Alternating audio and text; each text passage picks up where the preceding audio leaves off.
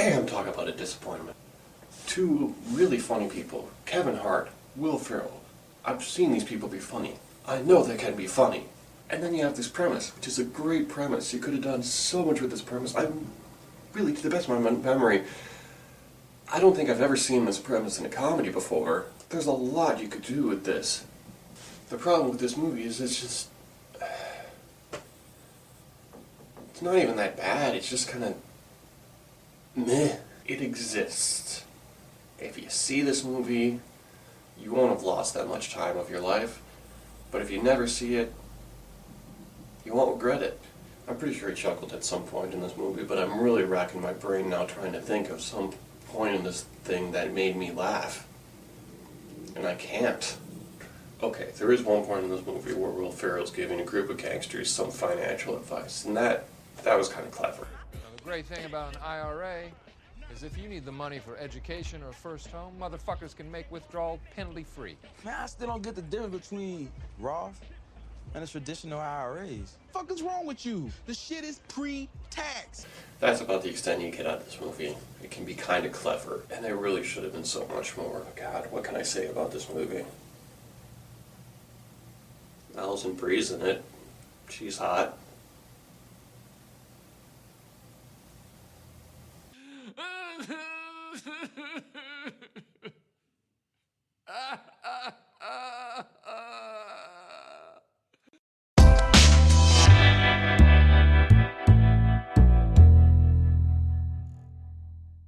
Pixels.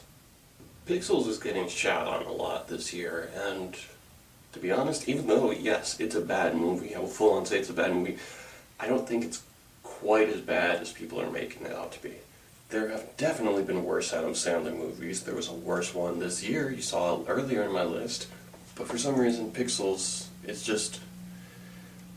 I think it's the potential that Pixels had that really pisses people off. And that's why I rank it a little higher, is because with that potential, there are things in this movie I did like. This movie sort of has a roller coaster of quality that goes up, and I'm like, oh, maybe it's good. Nope, nope, getting shitty again. Good, it could be good. Nope, nope, shitty. Nope. And it just sort of goes on like that for the duration of the runtime.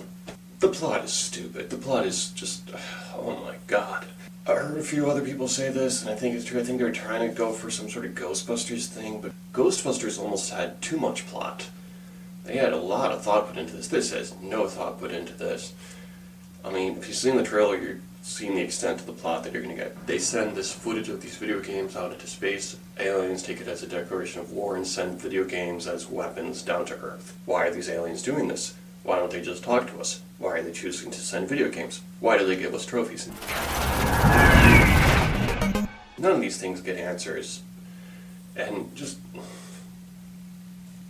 beyond that, in terms of plot, you're getting standard Adam Sandler shit.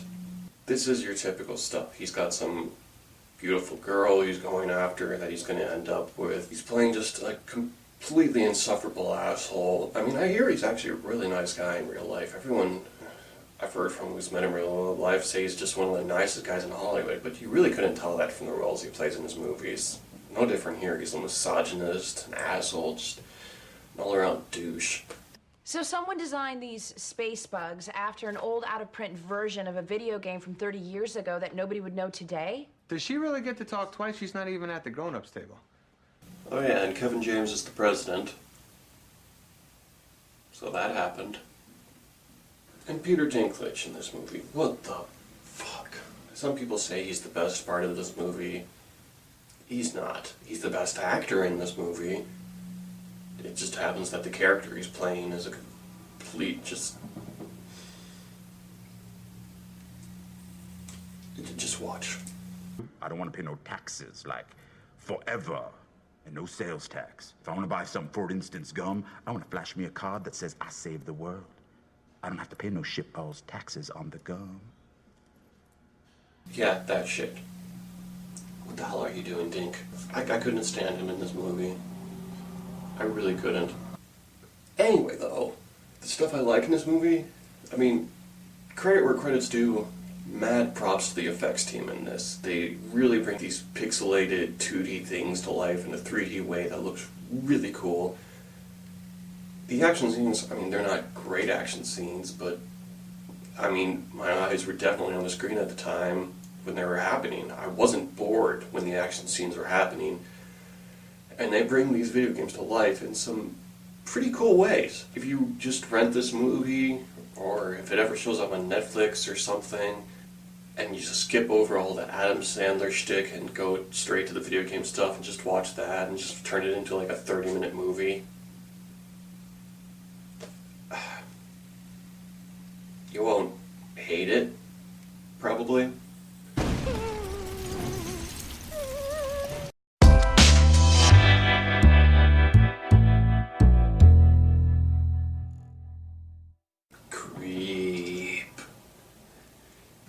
Creep is an interesting movie. From a technical perspective, Creep is superb. It takes the overused found footage format and does something that's unique but still familiar. It has a very simple setting, basically only 2 actors, and it pushes that as far as it can. Keeps you completely engaged during that time. Both the actors do a great job.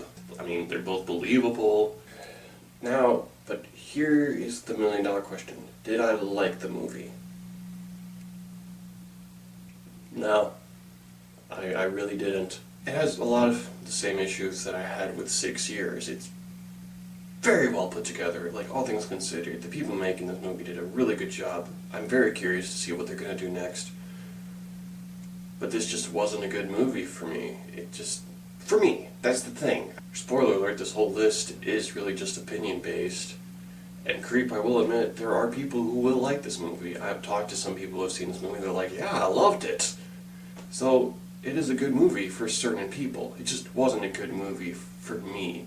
People who like that sort of artsy, dark unpleasantness will like this. I don't see the appeal. At the end of this movie, I just felt dirty. By the time the credits rolled, I just kind of sat there just going like, It just made me feel sad and just, it wasn't good. It was an interesting experience. It's just not one that I can recommend to most people.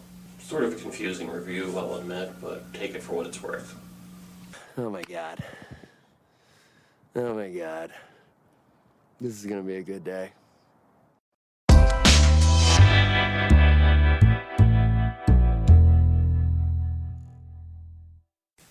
Batman Unlimited Animal Instincts. I'm really not sure whom this movie is ultimately for. I would say it's a good kids Batman movie, maybe a good first introduction to Batman, but it kind of assumes you know who Batman is, which, fair enough, you should, but then that removes the possibility of this being someone's introduction to Batman. When I think of the stories when I was a kid that introduced me to Batman, they were like the DC animated movies. I think one of the first Batman movies I saw was Batman and Mr. Freeze Sub-Zero, which is a pretty dark movie, all things considered. Opens with several people getting frozen to death. That really stuck with me as a kid, I remember. There's nothing like this in this movie that's going to really affect anyone. It's based on toys. And I'm not just saying that, it literally is based on toys. There is a Batman Unlimited toy line that this thing is ultimately plugging. That's why they all look kind of clunky. Their outfits are all weirdly designed. It's a lot like when I watched Beast Wars as a kid, and like you could tell these things were designed after the toys rather than the toys being designed after them. The movie sort of feels like a kid playing with Batman toys. Oh yeah, and the plot is pretty stupid. Penguin is the main villain in this. Penguin works fine as a secondary villain. I never bought him as a main villain though, and his plot in this movie is just beyond stupid. It literally just, if you give it even a second thought, you realize that it makes absolutely no sense whatsoever.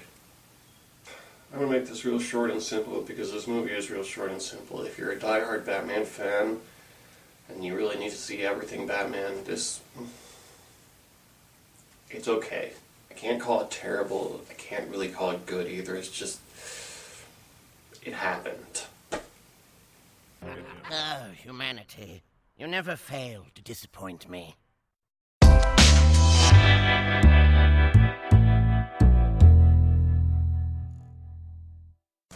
Home.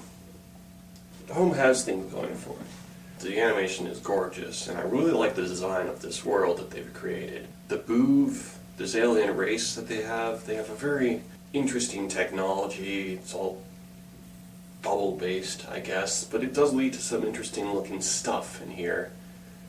The relationship between the main Boov and this little girl, I did buy it. I actually bought their friendship that was developing, and it was it was just kind of nice. But that's really the most I can say for this movie as a whole. It's just kind of nice. It's something you give to the babysitter to show your kids, but you probably wouldn't watch yourself with your kids. And if you're an adult watching this movie on your own, like certain people, you're not going to find a whole lot in it. This isn't one of those DreamWorks movies you can watch as an adult and still find enjoyment in. This isn't a Shrek, this isn't a Kung Fu Panda, this definitely isn't a How to Train Your Dragon. This is more... Gosh, I think this might be the worst DreamWorks movie. What are the movie's problems? It starts out interestingly enough. I mean, it's kind of a more kid-friendly Independence Day, that these alien species, the Boov, come and take over. They go to different planets and they kind of adapt them to their own pleasing, and then they send the humans somewhere else, and then they take over. And the Boov don't see themselves as the bad guys. Ta-da! Humans persons are happiness and joy forever in Happy Humans Town.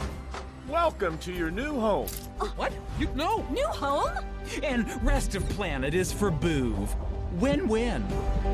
And that's kind of an interesting idea, actually. But the problem is, I really fucking hated these guys. Because I'm just like, no, you're so ignorant to how much suffering you're causing, and I just couldn't get past that. I mean, I realize I'm probably looking at it with an adult mind, and that's ruining it. But I can't help it. After that interesting premise, what we get is basically really just your standard road trip meets chase movie. I've seen this plot in like a million other kids' movies before. Oh, and why do we keep putting Rihanna in movies? You were supposed to fix it. What is this? Why do we keep doing that? I kind of find it troublesome to talk too much about this movie. It's really just kind of a meh movie. When it comes to kids' entertainment, I guess you could do worse. Look at these delicious fruits. That makes me feel so good.